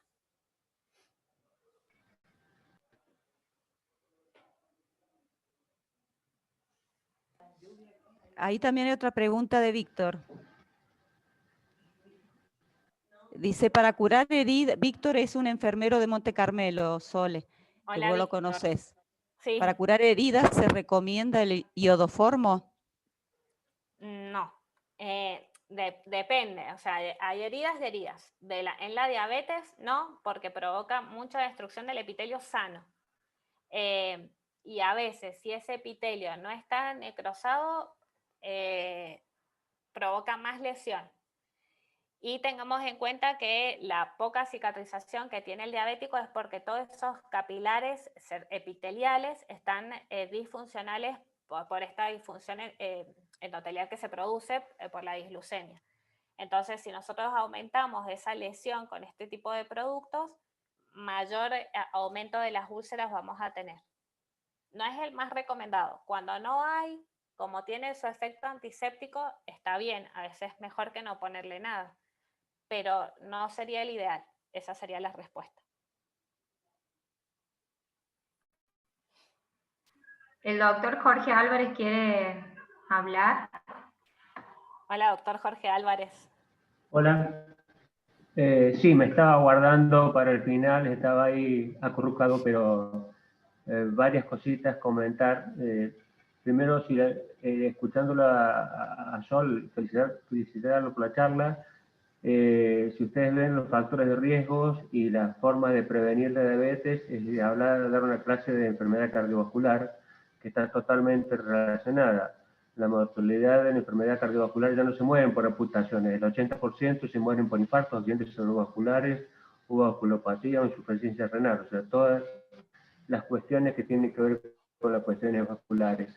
Los cardiólogos nos hemos tenido que convertir un poco en diabetólogos y los diabetólogos un poco en cardiólogos, porque en realidad la diabetes es básicamente hoy por hoy considerada una enfermedad cardiovascular. Y la forma de prevenirla es básicamente la misma para los dos, que es estilo de vida temprano, actividad física, evitar el tabaquismo, no obesidad, ¿sí? Y vida saludable. Un poco también contestarle al doctor Cataldi, creo que lo importante en los chicos también es hacer una intervención fuerte previo a la medicación en actividad física intensa, constante y alimentación ultra controlada. Yo creo que eso debería ser previo a cualquier medicación y me parece que, por lo menos en las charlas que he tenido con diabetólogos en niños, eso es lo que en general se recomienda, ser extremadamente agresivos y nosotros como médicos muy proactivos en generar circunstancias para que los chicos tengan actividad física y tengan una alimentación saludable. Si vemos hoy los canales de televisión en el programa de niños, el 70 al 80% de las propagandas son de alimentos de altísima caloría y de altísimo valor calórico y de realmente muy mala calidad. Entonces, creo que hay que trabajar por ese lado. Con respecto al tratamiento que hablaba recién y que hacía en mis comentarios, no hay que olvidar que disponemos de drogas nuevas como el Rivaroxaban, que es un anticoagulante a 2,5 miligramos cada 12 horas en pacientes de alto riesgo, en pacientes vasculares, tabaquistas, diabéticos con patología vascular periférica importante y severa. Eso ha logrado disminuir básicamente la mortalidad y mejorar la calidad de vida de los pacientes, así que hay que tener en cuenta eso. A tal punto tiene tanta relación la diabetes con la enfermedad cardiovascular que hoy por hoy, las drogas como las glifosinas, ¿sí? Ya están incorporadas y están aceptadas como inicio de tratamiento o como complemento de tratamiento en la insuficiencia cardíaca por la drástica mortalidad, más del 20% de mortalidad, más del 25% de reinternaciones por insuficiencia cardíaca, o sea, como ustedes ven, y no en pacientes diabéticos, o sea, ni que hablar en los pacientes diabéticos, sino en los pacientes no diabéticos ya nosotros utilizamos estas drogas, las glifosinas, para el tratamiento de pacientes con insuficiencia cardíaca. Justamente por ese proceso fisiopatológico, evitar la reabsorción de sodio, disminuir de peso, disminuir la presión arterial, etcétera, etcétera, disminuye las descompensaciones, hace bajar de peso y es un pilar fundamental en el tratamiento de la insuficiencia cardíaca y ha disminuido la mortalidad por todas las causas, con lo cual tenemos, gracias a Dios, otro elemento a punto de partida de una droga inicialmente para diabéticos. Y bueno, realmente el comentario era demostrar la relación directa que tiene la enfermedad cardiovascular y la diabetes. Y obviamente que está relacionado con la obesidad, el 30% de los obesos son diabéticos, la patología más prevalente dentro de la diabetes es la hipertensión arterial, y bueno, las complicaciones más comunes de la hipertensión arterial son la insuficiencia cardíaca, el infarto agudo de miocardio, el accidente cerebrovascular y la enfermedad renal crónica. Estamos hablando de diabetes y un resumen de lo que acaba de decir Sol es exactamente lo mismo. Van de la mano, tenemos que ser mucho más proactivos. Como vemos, tenemos un sistema de salud que es absolutamente asimétrico, y las mismas falencias que tienen en el medio del monte también están en las grandes ciudades. El hecho de no contar, que es una cosa increíble, con drogas o con soluciones hipertónicas, pero bueno, por ejemplo, son cosas muy sencillas y que realmente sacan al paciente de situaciones críticas, pero en un sistema tan asimétrico y tan inequitativo, hay que trabajar con lo que hay y con lo que se tiene. Y bueno, con eso tenemos que arreglarnos. De todos modos, yo, con respecto a las drogas estas nuevas, que son costosas, a nosotros no nos tienen que importar. Nosotros tenemos que indicar la medicación y el sistema se tiene que hacer cargo, porque estamos hablando de vidas, estamos hablando de pacientes que tienen altísima mortalidad si no reciben un tratamiento adecuado y correspondiente. Así que, y si no se mueren, tienen días de internaciones, con lo cual al sistema de salud le sale una fortuna. Pero como tenemos genios en el sistema de salud que están al frente, en realidad no sacan los números, entonces no se dan cuenta que el gasto es mucho mayor por no distribuir adecuadamente o no tener políticas de salud adecuadas. O sea, eso es lo que quería decir, me estaba guardando para el final. Lo último es con respecto al estudio ACOR, ¿sí? Las drogas utilizadas en un subanálisis, la mortalidad o el aumento de infartos dio mayor, pero en aquellos pacientes que eran más jóvenes en cuanto a tener diabetes más tempranas o de corta duración, no en aquellos pacientes que tenían muchos más años de duración. Y por supuesto que están contraindicados en pacientes con insuficiencia cardíaca porque producen retención de líquido. O sea que el estudio ACOR hay que leerlo bien y desde el punto de vista cardiovascular no es lo mismo en pacientes que tienen muchos años de diabetes que aquellos que tienen menos de 10 años de diabetes. Es decir, que eso es una cosa que quería decir con respecto al estudio ACOR para que fuera analizado adecuadamente. Bueno, gracias por dejarme participar. Gracias, Jorge. Gracias. Sole, hay dos preguntas, una de Noelia y otra de Noemí, y el doctor Nolasco también ha levantado la mano. Bueno. Noelia pregunta si el alginato de calcio está indicado en la curación del pie diabético, y Noemí pregunta en pacientes diabéticos infantiles con hiperglucemia más de 300 miligramos, ¿cada cuánto se hacen las correcciones y control y cómo se trata la neuropatía diabética? Bueno, con respecto a la insulinoterapia, ya lo vemos ahora en lo que queda de charla.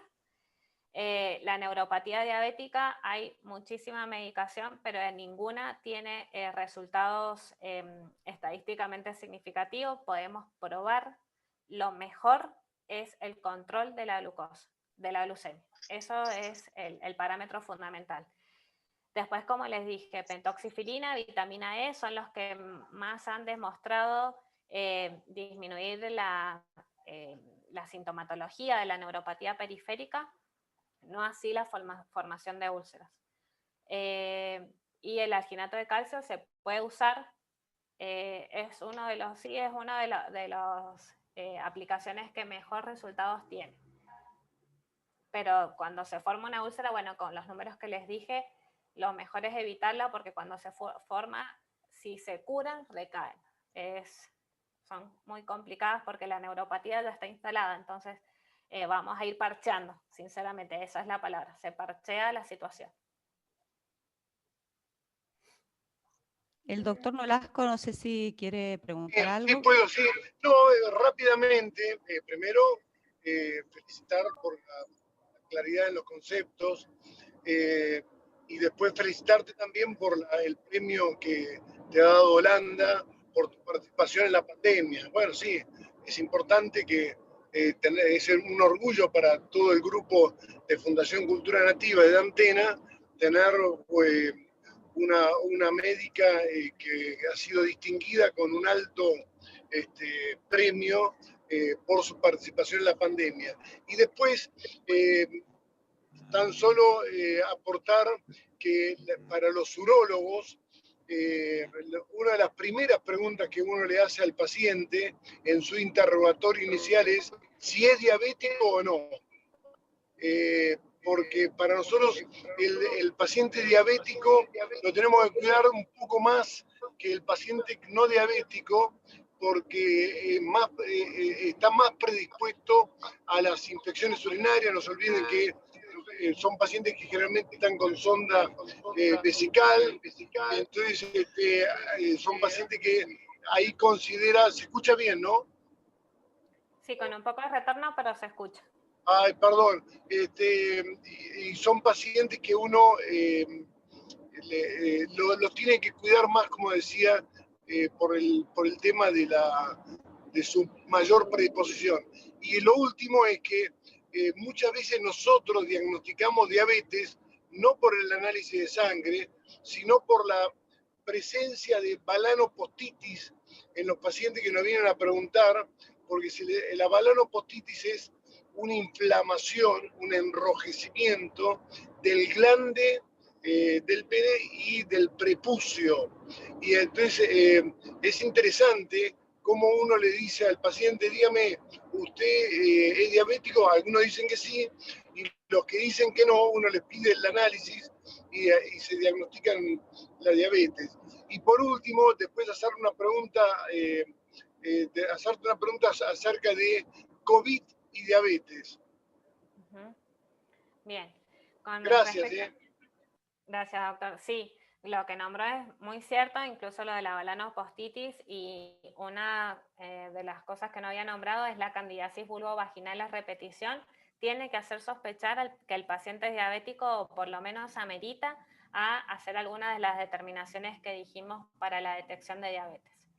Y en cuanto a COVID y diabetes, si bien al principio se habló mucho de que tenían muy mal pronóstico, lo que se vio haciendo unos subanálisis, falta mucho estudio porque o sea, es algo que repito constantemente cuando me preguntan de COVID, es una patología nueva, los estudios necesitan más tiempo para poder decir esto es así. Pero en subanálisis que se han hecho de esto que se empezó a manejar al principio, paciente diabético, peor pronóstico, se vio que el paciente diabético obeso tenía peor pronóstico. Y ahí se empezó a reidentificar que en realidad era el obeso por toda la disfunción, otra vez es como repetitivo, toda la disfunción endotelial y todas las enfermedades, las comorbilidades asociadas, entre esas metabólicas y cardiovasculares, lo que llevaba al peor pronóstico del paciente. No tiene relación con mayor contagio, sino con mayor tiempo de internación y con mayor requerimiento de asistencia respiratoria mecánica. No diabético en sí, sino obeso, cardiovascular y metabólico. Bueno, muchas gracias. Bueno. No sé si quedó alguna pregunta. La de insulinoterapia lo contesto ahora. No, y las otras preguntas, como la próxima charla es de toda la parte de dermatología, así que todo lo que sea curación al pie diabético lo vamos a dejar para charlar en ese encuentro. Bueno, sí, eso es lo que iba a decir. Pie diabético es, como dije, tanto como retinopatía o nefropatía, son capítulos aparte. Sí me parece que hay que poner más hincapié en esto, pie diabético, porque son lo que más nos llega en todos los lugares, en el centro de salud, en el hospital o en el monte. La curación, porque no llegamos a la prevención de esa neuropatía. Bueno, vamos a la última parte de nuestro viaje, la insulinoterapia. Acá les he puesto un cuadrito para que comparemos cuáles son los picos y la vida media de las distintas insulinas. La de los colores más claritos son las insulinas rápidas, que tienen el pico a la media o a la hora y duran como mucho hasta 6 horas. La regular o corriente y sus análogos, que es la aspartica, la alipro y la glulicina, que estas se utilizan fundamentalmente para el control de la glucemia postprandial. Y posteriormente, bueno, la NPH y sus análogos. La NPH tiene un pico de acción a las 4 o 6 horas y dura hasta 18 horas. Y sus análogos de temir, glargina o de Gludet, que son las que se utilizan para el control de la glucemia preprandial. ¿Cuándo vamos a indicar insulinoterapia? Desde el diagnóstico, cuando el paciente refiere síntomas de insulinopenia o cuando tenemos hemoglobinas glicosiladas mayor a 9%. En estos casos no es imposible, pero es muy difícil el manejo con medicación oral, porque esto hace referencia a que tenemos agotada la célula beta. Entonces no le podemos dar medicamentos que estimulen la secreción de insulina. También lo vamos a indicar en pacientes que no alcanzan el objetivo de control utilizando 2 o 3 drogas orales en dosis máximas o cuando existen contraindicaciones de utilizar drogas orales. Embarazo, insuficiencia renal, insuficiencia hepática. ¿Cuáles son los objetivos que vamos a perseguir tanto con las drogas orales como con las insulinas? Hemoglobinas menor al 7%, niveles de glucemia plasmática preprandial entre 80 a 130 miligramos por decilitro y niveles de glucemia postprandial menores a 180 miligramos por decilitro. Esos son los valores que nosotros tenemos que perseguir en nuestros pacientes. Volvemos, a veces no tenemos por falta de reactivo, incluso acá, disponibilidad de perseguir este objetivo de hemoglobina glicosilada, pero con una tira reactiva a la mañana y con 2 tiras reactivas después de comer, almuerzo y cena, con esto podemos acercarnos bastante porque estos 2 objetivos son una correlación de esta hemoglobina glicosilada. Este cuadro se los dejo porque esos son objetivos generales, pero hay objetivos específicos. Por ejemplo, en los pacientes ancianos, como hablábamos recién con Jorge, pacientes que tienen comórbidas, fragilidad, pacientes con larga duración de su diabetes, vamos a tener que irnos adaptando a ver cuál va a ser el objetivo de hemoglobina glicosilado de valores de glucemias que vamos a perseguir. No es para todos igual. En líneas generales, lo que les dije recién. ¿Cuáles son esos esquemas a utilizar? Insulina basal o insulina prandial solamente en 1 o más bolos por día o combinación de insulina basal bolo. Podemos utilizar premezclas o coformulación de la insulina junto con otros medicamentos orales. Los más usados en conjunto son los GLP-1. ¿Cuándo vamos a indicar análogos? ¿Por qué se indican análogos? Porque son fórmulas que provocan una glucemia más estable. Son más caros, por eso no los usamos de entrada, pero sí hay algunos pacientes que se benefician mejor con estos, como son los diabéticos tipo 1, las mujeres embarazadas con alto riesgo de hipoglucemia o los pacientes con diálisis que tienen más riesgo de hipoglucemia. ¿Cómo vamos a calcular la dosis de la insulina basal? La dosis se calcula de 10 unidades diarias bedtime, eso significa antes de acostarse, por lo general la hora que nosotros usamos es a las 11 de la noche. Podemos utilizar esta dosis universal para todos o calcularla a través de 0,2 unidades kilo por día y colocarla a ese horario. En los pacientes obesos el cálculo puede ser de una unidad un poquito mayor. Y esto lo vamos a titular cada 3 o 4 días, tratando de alcanzar este objetivo de glucemia en ayunas entre 80 y 130 miligramos por decilitro. ¿Por qué controlamos primeramente la glucemia en ayunas? Porque hacemos interferencia en la gluconeogénesis hepática que se produce fundamentalmente en horas nocturnas. Entonces, aplicar la insulina en la noche baja esta gluconeogénesis y me permite captar glucosa de forma periférica. Una vez que controlamos la glucemia en ayunas, podemos empezar a controlar las glucemias postprandiales si con estas dosis no son suficientes.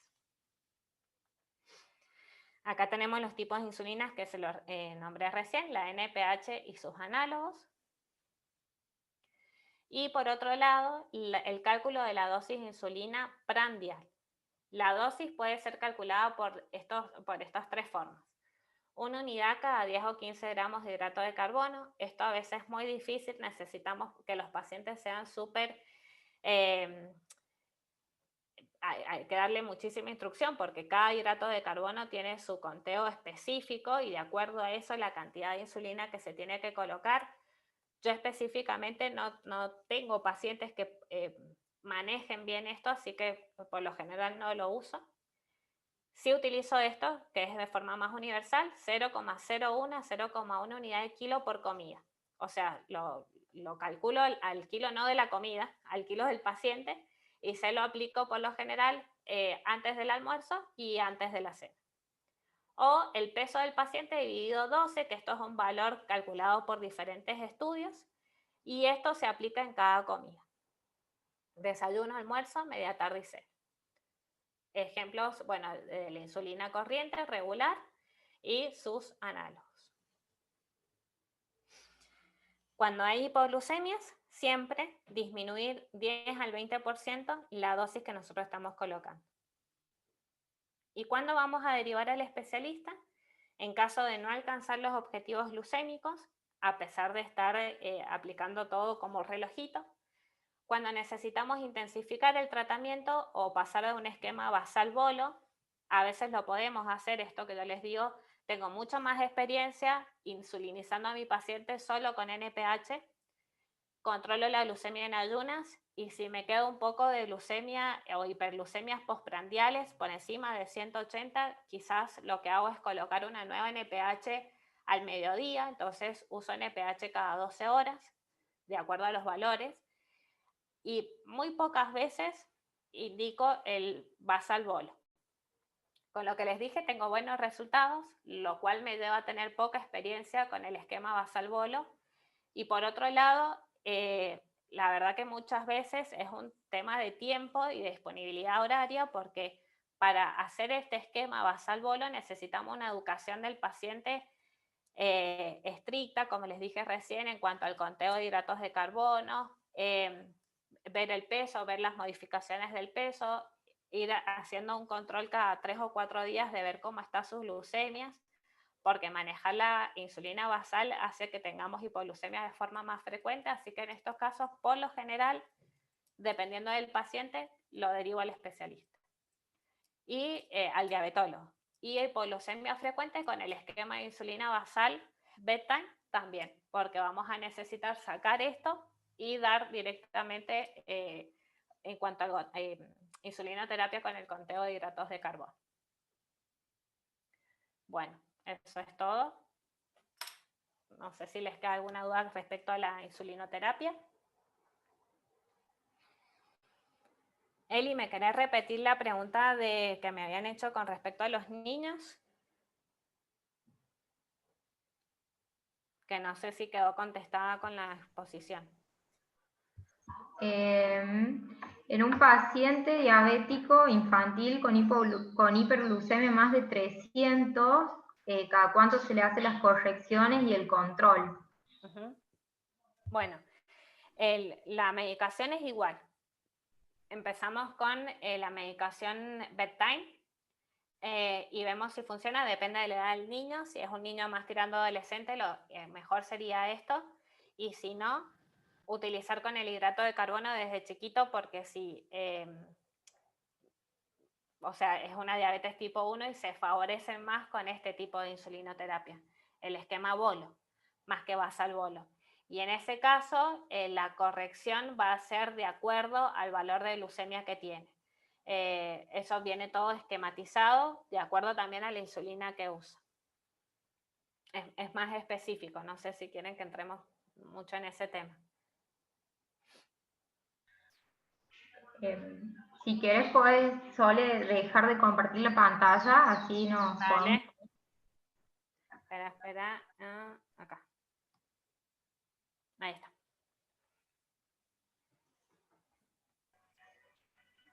¿Alguien más que tenga otra pregunta puede levantar la mano, puede activar el micrófono? Hola, hola. Sí, se te escucha. Hola. Ah, perfecto. Bueno, no, me olvidé hacer un comentario que no es menor y en relación a la diabetes, que es con respecto a la mujer, que en algún momento lo dije cuando di la charla rápido, y quiero realmente que quede claro, porque a la mujer diabética, desde el punto de vista cardiovascular, cuando tiene un evento cardiovascular o neurovascular, siempre le va peor que al hombre, aún con la misma característica de infarto o de accidente cerebrovascular. La mortalidad y las complicaciones son peor en la mujer que en el hombre. O sea que la mujer diabética realmente debemos intensificar y ser muy proactivos en cuanto a la educación e insistir en que tienen que cuidarse y educarla adecuadamente para que tenga sus controles glucémicos adecuados y incorporar la mayor cantidad de hábitos saludables posibles en cuanto a dejar de fumar, en mantener el peso, la alimentación ordenada. Porque una vez que tiene la mala suerte de tener un evento cardiovascular o neurovascular, se mueren más y tienen más complicaciones. O sea que eso es muy importante para la mujer diabética. No lo quería dejar pasar porque es un comentario no menor. Gracias. Gracias, Jorge. Aníbal, ¿tenés alguna pregunta, algún comentario, algún caso que te deje dudas, así lo charlamos?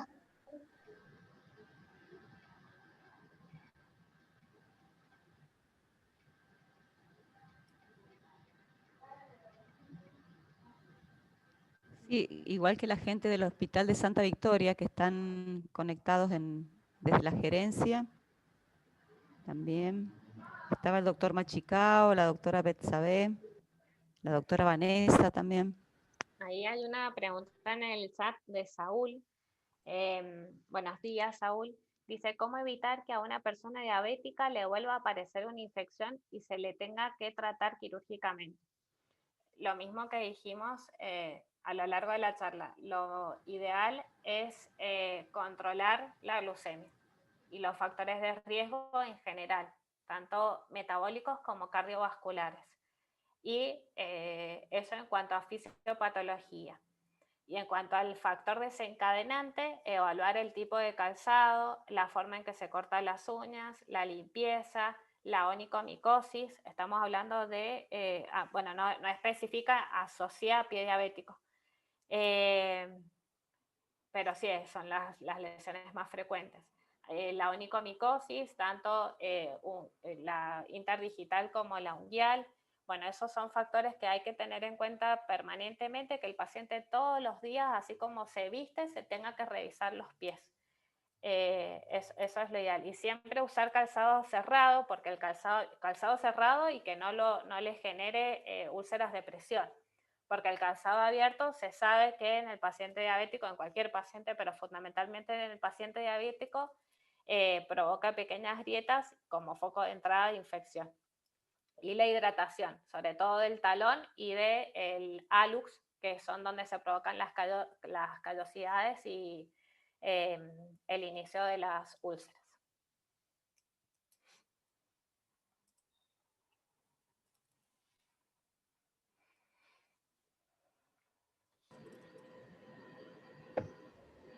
¿Alguna del hospital quieren hacer de Santa Victoria alguna pregunta? Y les activé el micrófono. Doctor, ya tiene activo el micrófono en Santa Victoria.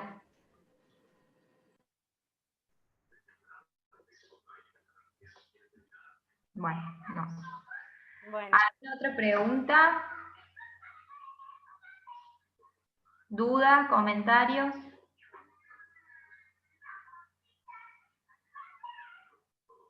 Me parece que quedó todo súper claro, Sole. Fuiste muy clara. Así que todo quedó muy claro. Después le vamos a dejar como algunas cosas, algunos resúmenes como para que puedan tener de machete cuando les haga falta. que Sole nos va a aportar eso. Así que bueno, no sé si alguien más quiere decir, Hilda. Si quieren compartir mi email posteriormente en el grupo, yo ahora lo voy a dejar en el chat por cualquier duda de algún paciente que se les presente, que quieren que charlemos, estoy a disposición cuando lo necesiten. Genial, gracias Sole, muchísimas gracias. También recordarle a todas las personas que va a quedar esta grabación por el canal de Amtena, que se pueden suscribir los que no se han suscrito, solamente cliqueando la campanita y lo pueden ver cuando ya esté grabado y subido en la red, ahí se los vamos a compartir para que lo puedan ver las veces que quieran y sea necesario. Así como dice Sole, también ella va a enviar unos resúmenes que se los vamos a compartir también de la misma forma. Con la entrega del certificado lo hacemos. Claro. Así que... Una preguntita. Sí. No, si podríamos anunciar la próxima charla. Sí, la próxima es el sábado 28, que es de dermatología, lesiones en piel. Que ahora vamos a agregar pie diabético porque vi que había muchas dudas acerca del tratamiento del pie diabético. Fantástico, gracias. Bueno, Sole, te quiero volver a agradecer, fue un gusto conocerte, no te conozco personalmente, pero fue un gusto. Gracias por esta disertación que fue clarísima y súper interesante, como bueno, todas las que venimos teniendo, así que muchísimas gracias y espero nos podamos encontrar en algún operativo. Bueno, muchísimas gracias a todos por la atención, por las preguntas. Como saben, quedo a disposición. Gracias al grupo por permitirme compartir esto. Y bueno, un gusto haberme encontrado con un par que hacía mucho que no los veías. Y Eli, muchas gracias por todo. Gracias a todos por conectarse, por hacer todo lo posible, por estar presente, por la puntualidad. Ahí, Sole, ahí, no sé, un teléfono, Alcatel levantó la mano, no sé si quieres activar el micrófono y preguntar, o fue al azar. Y Sole, pone tu número en el chat si querés. Bueno, para que, no sé si se ve o porque lo tengo como privado, a ver. ¿Querés que te lo ponga yo? A ver. ¿Querés que te lo escriba? Ahí, a ver, fíjate si ahí lo escribe. 0, 2. ¿Ahí se ve? La doctora... No, me parece que lo pusiste en privado. No, sale como mensaje directo a Saúl. Le estoy escribiendo solo a Saúl. Estás escribiendo a Saúl, no. Lo cambias de ahí donde dice en privado. Ahí está. Ahí lo puse, Sole. Ahí está, listo. Sí, y bueno, ahí te paso, no tengo el teléfono para pasarte el mail, no sé cómo ponerlo. Tenés que cliquear donde dice todos, o donde dice Saúl, cliquea todos en la reunión. Arriba te sale. Pero, chica, esto es re difícil. Bueno, dáselo más. Saúl, pasa mi mail que lo tenemos. Después lo pasamos cuando pasamos las otras cosas. Después cuando lo mandamos. Dale. Después lo mandamos, cuando mandemos todo. Alcatel. Yo se los envío, no se preocupen. Levantó la mano al azar. Ahí aprendí. Levantó la mano al azar, me parece, Alcatel. Sí, quería agradecer la disertación, que es muy buena disertación. Bueno, buen fin de semana para todos. Nos encontramos gracias, Sole. Sábado gracias. 28 con la clase de dermatología. Bueno, que tengan lindo muchísimas gracias, Solcito. Muchas gracias. Ha sido un placer. Igualmente, Sol. Igual. Espero verlos pronto. Ojalá. Ojalá que sea pronto. Hilda, vos no tenés excusa. Bueno. No, vos tampoco. Ya te voy a buscar. Bueno, Chao, que estén muy bien. Chao, Edith. Chao. Chao. Chao, Edith. Chao, Edith. Chao.